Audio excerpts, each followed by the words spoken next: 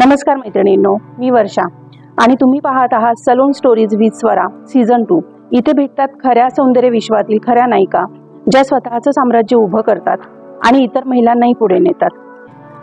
आज आपल्याशी जोडली आहे एक अशी स्त्री जिच्या कामाने सलोन इंडस्ट्रीला एक नवी दिशा दिली। आयुष्याच्या विविध क्षेत्रात एक सेलिब्रिटी म्हणून चमकणारी मिसेस रसिका शैलेश जाधव।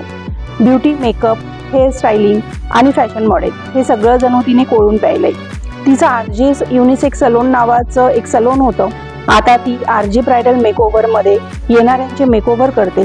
आज आपण ऐकणार आहोत तिचा प्रेरणादायी प्रवास।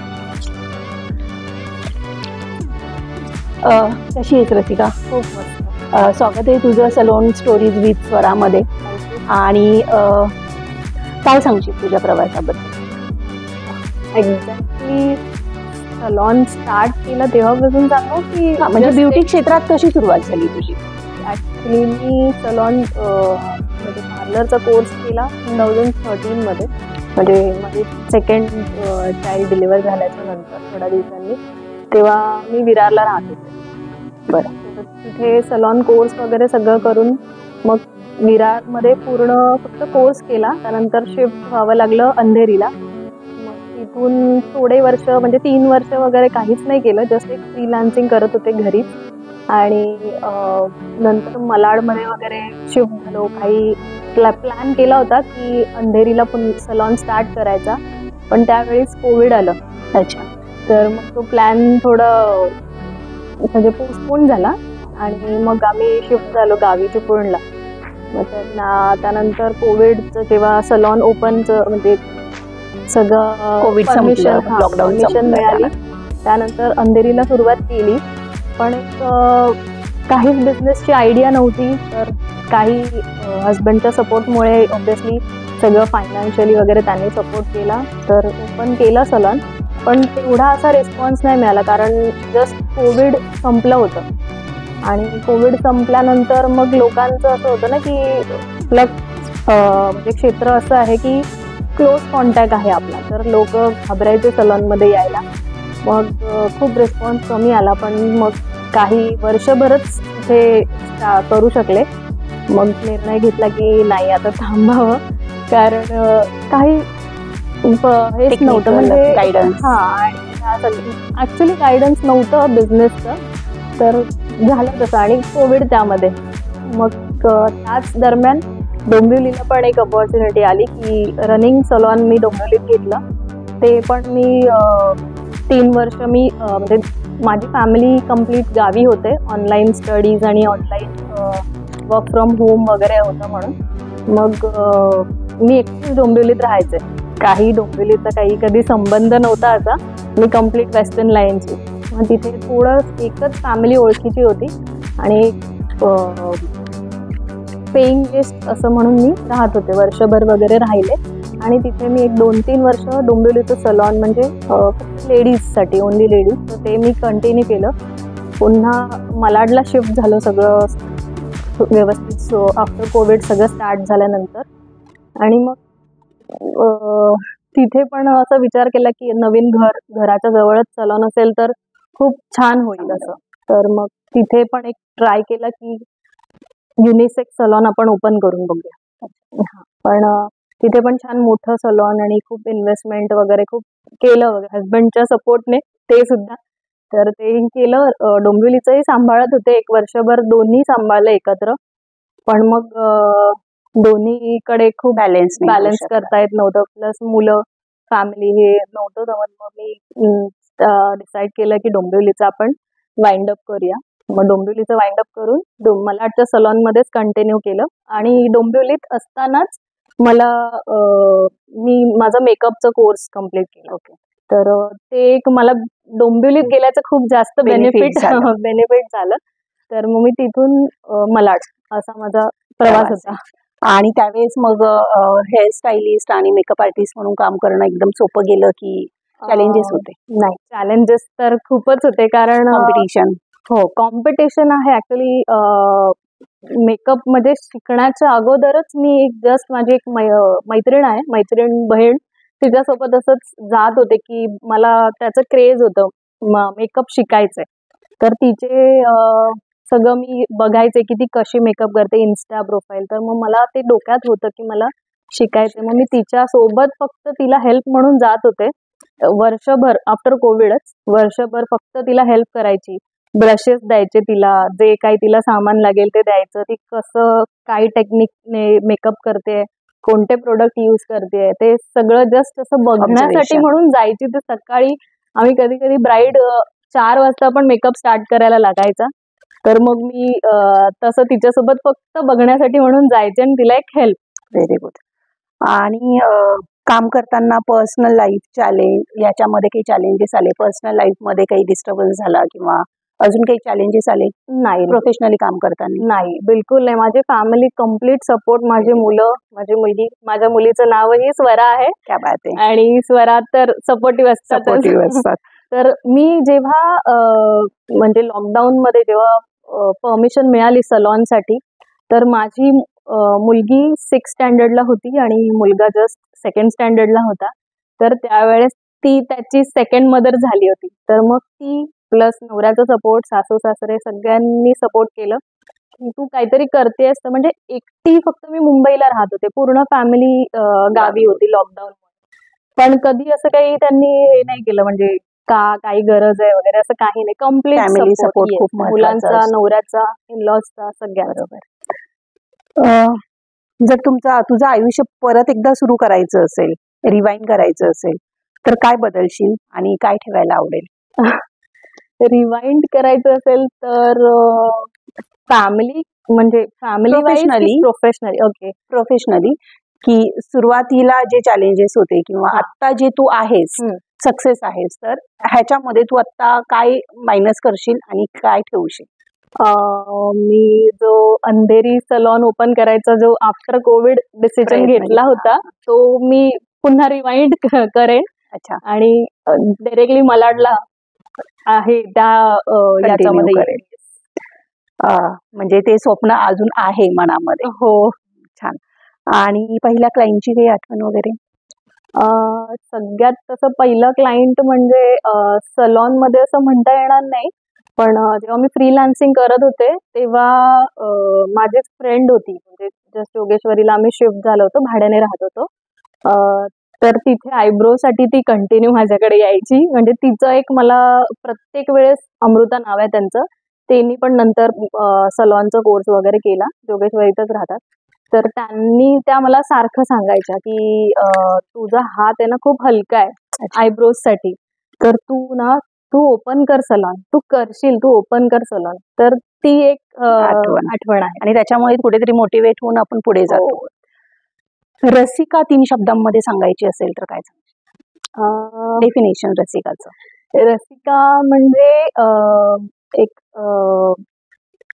गुड लिस्नर आहे मी.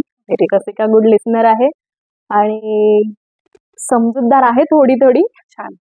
आणि पॅशनेट. Very good. आणि तुझ्या शब्दात सौंदर्य म्हणजे नेमकं काय?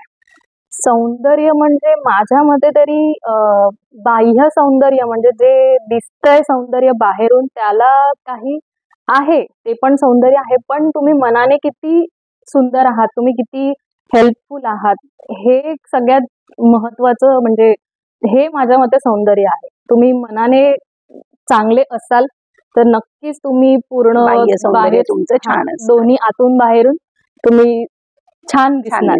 असं. आणि आता जसं तू मेकअप आर्टिस्ट आहेस, ब्युटिशियन म्हणून पण काम केलेस, पण तू आता फॅशन मॉडेलिंग कडे पण वळाली आहेस, तर ते काय होतं? म्हणजे त्याचं टर्न होण्याचं काय कारण होतं त्याचं? कारण असं नाही म्हणता येणार. मला पहिल्यापासूनच ह्या ब्युटी आणि ऍक्च्युली जेव्हा शाळेत होते तेव्हा माझी एक मावशी आहे जी एअर होस्टेस होती. तर शाळेपासूनच ब्युटी मध्ये खूप म्हणजे आवड होती आणि मग ते सगळं एअर होस्टेसचं स्वप्न होतं. मग ते नाही झालं. मग आता थोडं हळूहळू एक बहीणच म्हणता येईल, ती मिसेस इंडिया युनिव्हर्स मध्ये गेली होती. तर माझी मैत्रीण आणि तिचा भाऊ त्यांनी मला सांगितलं की बघ ती पण गेली आहे, तर तुझं म्हणजे तू करू शकतेस रसिका, तू ट्राय कर. मग त्याला तरी घालवले 2-3 वर्ष आणि लास्ट इयर पासून म्हणजे फर्स्ट एक्सपिरियन्स नव्हता चांगला, थोडं पार्शलिटी वगैरे. तर तेव्हा असं झालं होतं की करू का नको, पण करत होते सुरुवात. पण मग मॉडेलिंग साठी पण वाटलं आतून की करावं कंटिन्यू. एक फर्स्ट टायटल जेव्हा विन केलं तेव्हा मग असं झालं की नाही आता पुढे करू शकते.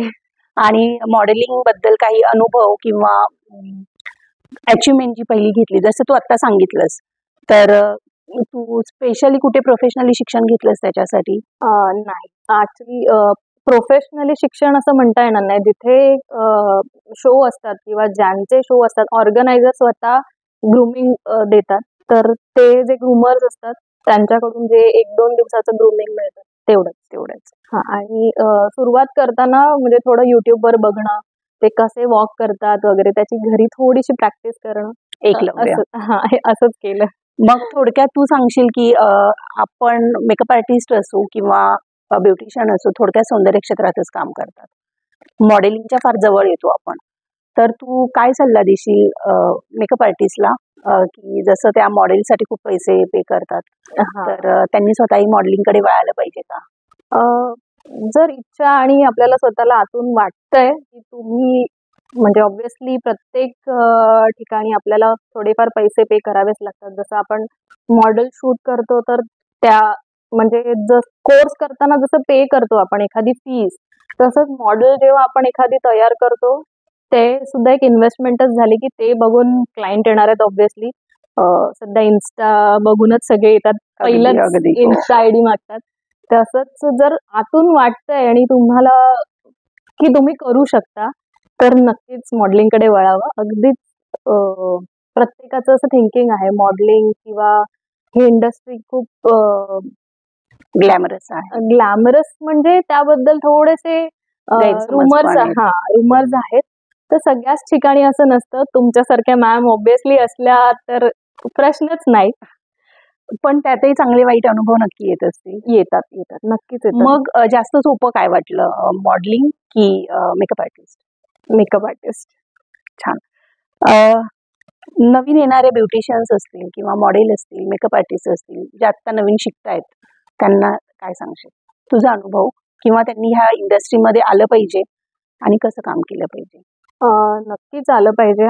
ऍक्च्युली प्रत्येकाचं असं थिंकिंग असतं की अरे मला पैसे घालायचे आहेत किंवा खूप जास्त इन्व्हेस्टमेंट आहे. ऑब्व्हियसली इन्व्हेस्टमेंट प्रत्येक ठिकाणी असते. तुम्ही कोणताही क्षेत्र निवडला तरी इन्व्हेस्टमेंट असते, पण तुम्ही त्याच्यामध्ये किती पॅशनेट आहात हे गरजेचं आहे. तुम्हाला जर पैसा मिळतोय म्हणून करायचंय तर नाही होणार. तुम्हाला त्याबद्दल इंटरेस्टही असला पाहिजे. तुम्हाला आतून आवड असली पाहिजे त्या गोष्टीची.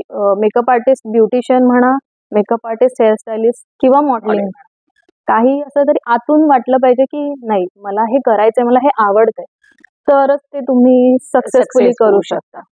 आज तुझ्या यशाचा मंत्र काय सांगशील?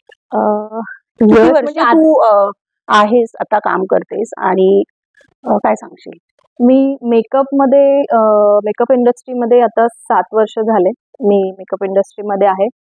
सक्सेस झाली आहे असं नाही म्हणणार, मी आता जस्ट पाऊल ठेवते सक्सेसच्या वाटेवर. तर मंत्र म्हणजे प्रत्येक जसं पॅशनेट असणं गरजेचं आहे. प्रत्येक गोष्टीसाठी झोकून द्यावं लागतं स्वतःला. कधी कधी कितीही कंटाळा आला असेल किंवा किती आजारपण असेल वगैरे, कारण मेकअप आर्टिस्ट म्हटलं की ब्राईड्स असतात, महाराष्ट्रीयन ब्राईड्स, त्यांचं लग्न आपल्यामध्ये सकाळी म्हणजे लवकरच असतं, तर कधी कधी 3:30-4 वाजता उठून सुद्धा मेकअप सुरू करावा लागतो. तर या गोष्टींसाठी आपण तयार असलो पाहिजे. आता एक शेवटचा प्रश्न, शेवटचा असं नाही बट आपण कार्यक्रम संपवणार आहोत, तर एक शेवटचा प्रश्न, स्वराज क्रिएशन बद्दल काय सांगशील? स्वराज क्रिएशन म्हणजे स्वराज क्रिएशन जेव्हापासून लाईफ मध्ये आले, thanks to Dev sir actually, आणि माझी मैत्रीण आहे नूतन, तर तिने सुद्धा तुमच्याबद्दल खूप सांगितलं. आणि मी फर्स्ट तुमचा शो केला होता जो नवी मुंबई मिसेस नवी मुंबई समथिंग, म्हणजे असा हा शो होता. तर हे माझं पहिलं टायटल आहे जे मी जिंकले होते. ओके. तर म्हणजे सुरुवात पण स्वराज क्रिएशन येस आजही पॉडकास्टचं पण सुरुवात क्या बात आहे. स्वराज क्रिएशन सोबतच करते. तर फर्स्टच एक्सपिरियन्स आहे हा सुद्धा. आणि मॉडेलिंगचा पण तो पहिलाच एक्सपिरियन्स होता. खूप सपोर्ट केलाय तुम्ही स्वरा क्रिएशनने. खूप मस्त वाटतंय मला. थँक्यू. आणि तू आज इथे आलीस आणि इतक्या गप्पा मारल्यास, लोकांना आम्हाला सगळ्यांना प्रेरणा दिलीस, त्याबद्दल तुझे खूप खूप धन्यवाद. आणि तुझा प्रवास इथे सगळ्यांना नक्की प्रेरणा देईल, मलाही देतोच आहे आणि इतर आपल्या प्रेक्षकांनाही, ज्या मैत्रिणी ऐकतायत त्यांनाही देईल. जर तुम्हाला हा एपिसोड आवडला असेल तर इंस्टाग्रामवर फॉलो करा @स्वराज क्रिएशन. यूट्यूबला सबस्क्राईब करा आणि भेटूया पुढच्या सलोन स्टोरीज विथ स्वरामध्ये. धन्यवाद.